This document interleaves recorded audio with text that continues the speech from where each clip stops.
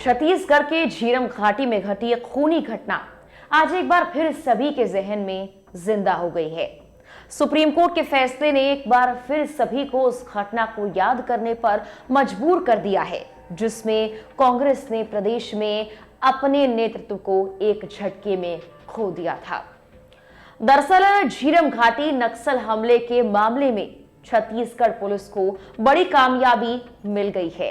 इस हमले की जांच कर रही केंद्रीय एजेंसी यानी NIA की याचिका को सुप्रीम कोर्ट ने खारिज कर दिया है और ऐसा करते हुए कहा कि अब मामले की जांच छत्तीसगढ़ पुलिस कर सकेगी। राज्य सरकार इस मामले की जांच कर सकेगी। कोर्ट ने NIA की जांच को खारिज करते हुए छत्तीसगढ़ पुलिस को मामले की जांच करने की परमिशन दे दी है। कोर्ट ने कहा कि हम इस मामले में दखल नहीं देंगे। नमस्कार, मेरा नाम है मेघना सचदेवा। आप मुझे देख रहे हैं लोकमत हिंदी पर।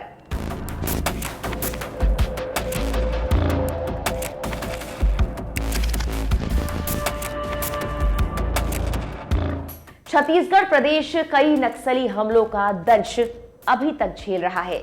ऐसे में प्रदेश के सबसे बड़े नक्सल हमले झीरम घाटी नक्सल अटैक पर सुप्रीम कोर्ट ने बड़ा फैसला लिया है। सुप्रीम कोर्ट ने इस पूरे मामले की जांच केंद्रीय जांच एजेंसी ANI से हटाकर अब उन्हें बाहर का रास्ता दिखा दिया है। साथ ही सुप्रीम कोर्ट ने फैसला लिया है कि जांच के लिए सभी अधिकार राज्य सरकार के पास रहेंगे। ये अधिकार अब उन्हीं को सौंप दिए गए हैं और राज्य की पुलिस इसकी जांच करे, ये भी कोर्ट ने कहा है। आज सुप्रीम कोर्ट के चीफ जस्टिस साहब की बेंच ने NIA की उस अपील को खारिज कर दिया है जिसमें छत्तीसगढ़ पुलिस के द्वारा झीरम मामले के बृहद षड्यंत्र की जांच की FIR दर्ज की गई थी। NIA का कहना था कि चूंकि पहले मामले की जांच हमने की है, इसलिए छत्तीसगढ़ पुलिस इस जांच को नहीं कर सकती। छत्तीसगढ़ सरकार और जो कंप्लेनेंट है जितेंद्र मुदलियार, उनका ये कहना था कि इस मामले में बृहद षड्यंत्र की जांच NIA ने जानबूझकर नहीं की है, इसलिए पुनः उसे जांच सौंपने का अर्थ नहीं होता। तर्कों को सुनने के बाद आज NIA की अपील खारिज हो गई है और अब इस मामले की जांच, बृहद षड्यंत्र की जांच छत्तीसगढ़ पुलिस कर सकेगी। प्रदेश की राजनीति में झीरम हत्याकांड से बड़ा राजनीतिक हत्याकांड का मामला न पहले देखा गया था, न ही उसके बाद देखा गया है। सुप्रीम कोर्ट के फैसले के बाद प्रदेश में भाजपा कांग्रेस आमने सामने नजर आ रही हैं। फैसले के बाद जहां एक तरफ प्रदेश के वर्तमान मुख्यमंत्री कांग्रेस के नेता CM भूपेश बघेल ने अपने सोशल मीडिया प्लेटफॉर्म के जरिए सुप्रीम कोर्ट का धन्यवाद किया, तो वहीं भाजपा अध्यक्ष अरुण साव ने CM भूपेश बघेल पर तंज कसते हुए उनके चुनाव के पहले के बयान को याद करा दिया। मामले पर भाजपा के सांसद सुनील सोनी ने जांच के निष्पक्ष होने की उम्मीद जाहिर की है। सर्वोच्च न्यायालय का फैसला आया है। अब भूपेश बघेल जी जो लगातार कहते थे झीरम का सच मेरे जेब में है, पता नहीं अब तक किसे बचाने के लिए वो जेब में छुपा था। मुझे लगता है कि अब वो जेब से बाहर निकले। देखिए, पहले छत्तीसगढ़ पुलिस जांच कर रही थी, कोई आपत्ति नहीं थी। फिर ये NIA के पास वापस भेजा और आज वापस छत्तीसगढ़ पुलिस के पास में आया। और यही भूपेश बघेल है जो जब विपक्ष में थे तो कहते थे कि सबूत मेरे जेब में है। संस्था कौन सी जांच कर रही है ये महत्वपूर्ण नहीं है, महत्वपूर्ण ये है कि आपकी भूमिका क्या थी। आपने जो जांच कर रही है संस्था को वो सबूत दिया था कि नहीं दिया था, ये महत्वपूर्ण है। और इस महत्वपूर्ण भूमिका को आपने नहीं निभाया। आपने हर बरसी के अंदर में केवल घाव खुरेदने का काम किया। ये दुर्भाग्यजनक है, पीड़ाजनक है।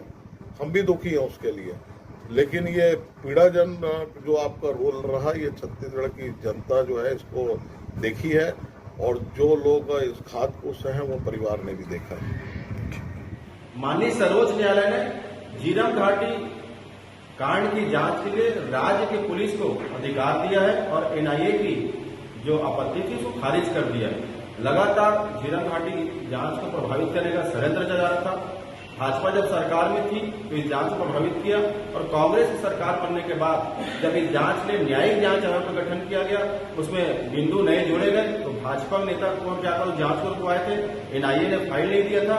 आज माननीय सर्वोच्च न्यायालय के फैसले के बाद पीड़ित पक्ष को न्याय मिलेगा और झीरम घाटी कांड के जो षड्यंत्रकारी हैं वो सलाखों के पीछे जाएंगे और झीरम घाटी कांड की काली सच्चाई जनता के लिए उजागर होगी। अब आपको ये बताते हैं कि आखिर क्या है झीरम घाटी नक्सली घटना। प्रदेश में एक वक्त पर घनघोर नक्सल प्रभावित क्षेत्र माने जाने वाले बस्तर क्षेत्र की ये घटना है, जिसे सुकाम की झीरम घाटी में अंजाम दिया गया था। कहा जाता है कि इस नक्सल हमले का मुख्य उद्देश्य ही कांग्रेस को सत्ता से दूर रखना था। इस पूरे हमले के दौरान नक्सलियों ने कांग्रेस के प्रथम श्रेणी के नेताओं से नाम पूछ कर उन्हें मौत के घाट उतारने की तैयारी की थी। जिनका नाम लिस्ट में था उन्हें वहीं गोलियों से तार-तार कर दिया गया। 25 मई साल 2013 का वो दिन जब कांग्रेस ने सुकमा से अपनी परिवर्तन यात्रा निकालने की तैयारी पूरी की थी।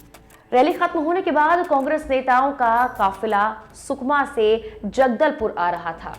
काफिले में 25 गाड़ियां थी, जिसमें 200 नेता सवार थे। सबसे आगे कांग्रेस के तत्कालीन प्रदेश अध्यक्ष नंद कुमार पटेल, बेटे दिनेश पटेल और वर्तमान मंत्री खवासी लखमा अपने सुरक्षा गार्ड के साथ थे। उनके पीछे महेंद्र कर्मा और मलकीत सिंह गेंदू की गाड़ी थी। इस गाड़ी के ठीक पीछे बस्तर के तत्कालीन कांग्रेस प्रभारी उदय मुदलियार और कुछ अन्य नेताओं के साथ चल रहे थे। नमस्कार साथियों, मैं डॉक्टर चोलेश्वर चंद्राकर। झीरम घाटी 25 मई 2013 को मैं प्रत्यक्षदर्शी रहा हूं और मेरी शरीर पर गोली लगी थी, दंश झेला हूं।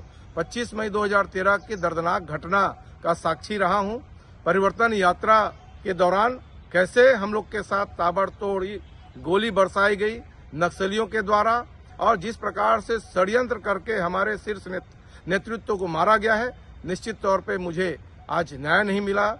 इसलिए मैं दुखी हूं, पीड़ित हूं। लेकिन कल उच्चतम न्यायालय का फैसला आने के पश्चात हमें उम्मीद है कि हम लोग न्याय मिल जाए। पीड़ित लोग हैं, घायल लोग हैं, हमारे सहित कई ऐसे परिवार हैं जो शहीद हो गए।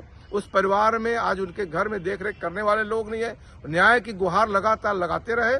उच्चतम न्यायालय का फैसला निश्चित तौर पे अब राज्य सरकार की पुलिस निष्पक्ष जांच करेगी। मुझे उम्मीद है बहुत जल्दी हम सबको न्याय मिलेगा। 25 मई 2013 की घटना वो दर्दनाक मंजर था और मेरे गाड़ी में जिस प्रकार से चार लोग बैठे थे, सारे लोग ढेर हो गए और आज मैं प्रत्यक्ष रूप से आज आपके सामने खड़ा हूं। मेरे हाथ पे राड लगा हुआ है, गोली लगी थी और मैं जिंदा बच के निकला हूं। मुझे 1 घंटा फायरिंग रेंज में लगातार ताबड़तोड़ के साथ गोली बरसाई गई और 1 घंटा नक्सलियों ने हम बंधक बना के रखा गया और हम लोग साथ प्रताड़ित किया गया और जिस प्रकार से उन लोग पूछ परख करके मार रहे थे और एक सूचीबद्ध तरीका से नंद कुमार पटेल कौन है, विद्याचरण शुक्ला कौन है, महेंद्र कर्मा कौन है, लगातार पूछा गया है। मुझे ऐसा लगता है यह षड्यंत्र हुआ है, सुपारी किलिंग हुई है और हमारे नेता आज शीर्ष नेता हम लोग के बीच नहीं है। पीड़ा लगता है, आज 10 साल हो गए हमको न्याय नहीं मिल पाया, लेकिन कल उच्चतम न्यायालय के फैसला से ये उम्मीद लगी हुई है कि छत्तीसगढ़ के पुलिस निष्पक्ष जज के जांच करेगी और निश्चित तौर पे मुझे उम्मीद है कि आने वाला दिनों में हमको न्याय मिलेगा। और झीरम घाटी झकझोर देने वाली घटना थी, आज मैं प्रत्यक्षदर्शी हूं। निश्चित तौर पे मैं उस पल का साक्षी हूं। अब मुझे उम्मीद है कि हमको न्याय मिलेगी। शाम करीब 4 बजे काफिला झीरम घाटी से गुजर रहा था। यहीं पर नक्सलियों ने पेड़ को गिराकर रास्ता बंद कर दिया। गाड़ियां रुकी और इससे पहले कि कोई कुछ समझ पाता, पेड़ों के पीछे 200 से ज्यादा नक्सलियों ने ताबड़तोड़ फायरिंग शुरू कर दी। नक्सलियों ने सभी गाड़ियों को निशाना बनाया, जिसके चलते मौके पर ही नंद कुमार पटेल और उनके बेटे दिनेश पटेल की मौत हो गई। करीब 1.5 घंटे तक ये फायरिंग यूं ही चलती रही। शाम के करीब 5:30 बजे नक्सली पहाड़ों से उतरे और एक-एक गाड़ियां चेक करने लगे। जो लोग गोलीबारी में मारे जा चुके थे उन्हें फिर से गोली और चाकू से मारने लगे ताकि कोई भी जिंदा ना बच पाए। जो लोग जिंदा थे उन्हें बंधक बनाया जा रहा था। इसी बीच एक गाड़ी से महेंद्र कर्मा नीचे उतरे और बोले, मुझे बंधक बना लो, बाकियों को छोड़ दो। बताया जाता है कि नक्सलियों ने महेंद्र कर्मा को थोड़ी दूर ले जाकर बेरहमी से उनकी भी हत्या कर डाली। हमले में 30 से भी ज्यादा लोगों की मौत हुई थी, जिसमें अजीत जोगी को छोड़कर छत्तीसगढ़ कांग्रेस के उस वक्त के अधिकांश बड़े नेता और सुरक्षा बल के जवान शहीद हुए। जानकारों की माने तो इस हमले का मुख्य टारगेट बस्तर टाइगर कहे जाने वाले कांग्रेस के बड़े नेता महेंद्र कर्मा थे, जिन्हें नक्सलियों ने सलवा जुडुम का नेतृत्व करने की वजह से अपना सबसे बड़ा दुश्मन मान लिया था। नक्सलियों ने उनके शरीर पर करीब 100 गोलियां दागी और चाकू से 50 से ज्यादा बार वार किया। वक्त वक्त पर इस घटना को लेकर सभी राजनीतिक पार्टियां अपना अपना पक्ष रखती आई हैं। जहां एक ओर कांग्रेस ने अपने सभी बड़े नेताओं को खो दिया इस घटना में, तो वहीं भाजपा की वर्तमान सरकार पर भी गंभीर आरोप इस मामले को लेकर लगते रहे हैं। अब देखने वाली बात तो यही होगी कि आरोप प्रत्यारोप की इस राजनीति के बाद सुप्रीम कोर्ट का फैसला कितना कारगर सिद्ध होता है और इस घटना में शहीद हुए लोगों के परिवार वालों को आखिर कब तक न्याय मिल पाता है।